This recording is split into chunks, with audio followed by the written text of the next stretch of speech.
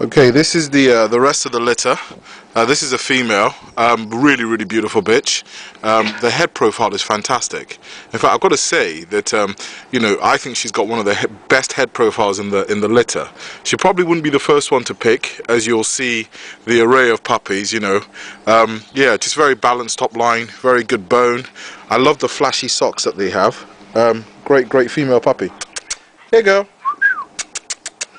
This is the first sign of spring, we hope. All the snow is gone, and they'll be playing around on the garden floor shortly. So yeah, this is a female now, and they're 6 weeks old plus, probably about 6.5 weeks. You can see their nose now is completely black, nice scissor bite, nice dark eyes, correct spacing, nice ears. The cranium is nice and full. Nice strong neck, and most importantly, the bone is fantastic as well. She really stands like a show dog. She really stands like a show dog. So yeah, she's still available, and she's a fawn brindle. Very nice dog. Okay, this is a 6-week-old female puppy, a white bitch. It's their first outing, so just doing a quick update for you. You can see her nose is also very black, beautiful eyes. You'll notice that her eyes are slightly lighter. Now this is really in line with the type of markings that she has. The darker the puppy, the darker the eyes are with the Ovcharkas. One thing with the Ovcharkas is that the nose really should be a very deep black. The exceptions that I'm seeing are on sort of cream bitches that seem to have a red nose, but for me, I see that as potentially a permissible fault. But the black nose is something that is I believe very desirable. There's always like a pigmented area around the actual around the mouth area. They're born with very pink noses, and they turn black gradually over a couple of days. Again, you can see a perfect scissor bite. Very important in the breed. It is a fault to have an undershot jaw.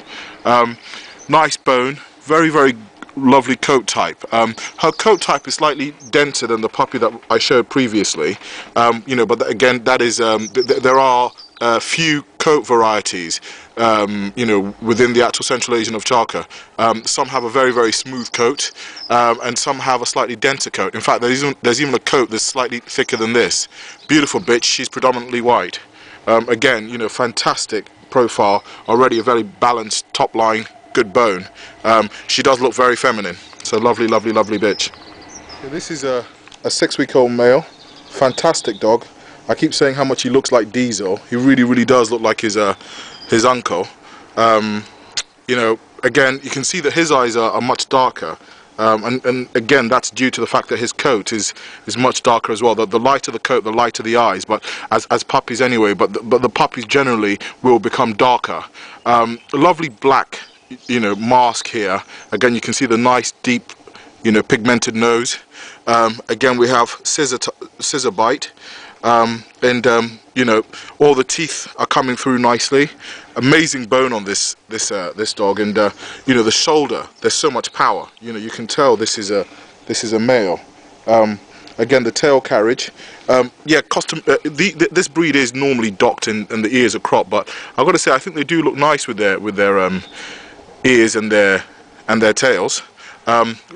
Strong back end here. He's a very powerful dog. Very powerful dog, and when he now gets the opportunity to sort of start roaming around the garden, he's going to get stronger as well.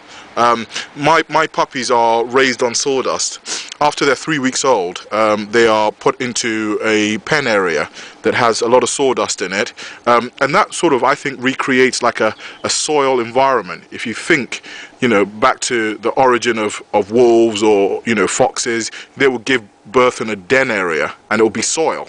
Which gives the puppies a better grip when they start walking around, and the sawdust does the same. Not only that, it really helps with keeping them clean. Puppies wee and poo all the time, and the sawdust just absorbs all of that, and all you need to do is change it every couple of days. Makes your life a lot easier. So yeah, lovely male puppy. Okay, this is another female. This is the smallest female in the litter, but she's got, as usual, you know, the smallest dogs always have the biggest personality. You know, she's a beautiful bitch. She's got a very rustic look to her. A very, very endearing bitch. Very loving. Every time, you know, I go in there to feed them, she's the one that's always chewing on my laces and, you know, always wagging her tail, as you see her doing there. You know, she's a great bitch. Again, you know, you've got the nice deep pigmented nose, nice clear eyes. You know, you got the scissor bite there. You've got strong bone, you know, but she's very, very feminine, very, very feminine indeed. I like the markings on her face. It just gives her a very special look. She's got a brilliant personality, and her head profile again is, you know, very typical of the breed. You can see with that almost sort of upside down sort of pyramid, you know, look that they have. Great bitch, you know. Most important thing with when you're raising your litter, you've got to make sure that they're fed properly, you know, that they're clean, that they're dry, and that, you know, they'll be happy, because once they're clean and dry and not cold, I mean, cold is not such a huge problem for this breed, and not freezing cold, but they mustn't be wet, and they mustn't at all be soiled in any way, shape or form, because you just find that whatever you're feeding them is being lost, because they're, you know, they're shivering all the time.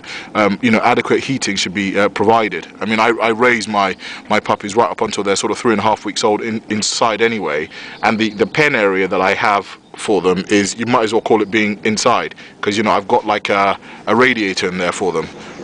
The reason I shift them outside is, you know, they need the room, and for me, sawdust just is crazy. It gets everywhere, up your nose, in your shoes. So yeah, be prepared when you have a litter. That is the motto. So yeah, this is a bitch from the current litter.